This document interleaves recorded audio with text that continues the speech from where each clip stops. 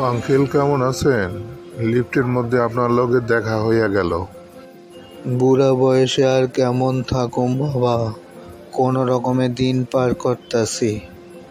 শুনলাম তোমার বাবা নাকি মারা গেছে। হ আঙ্কেল। তোমার বাবা তোমাগো ভাই বোনের লেখা কিছু রাইখা গেছে? হ আঙ্কেল, রাখছে। আমারে পার্ক স্ট্রিটের 17টা বাড়ি দিছে। আমার বোনরে ধর্মতলার 20টা বাড়ি দিছে।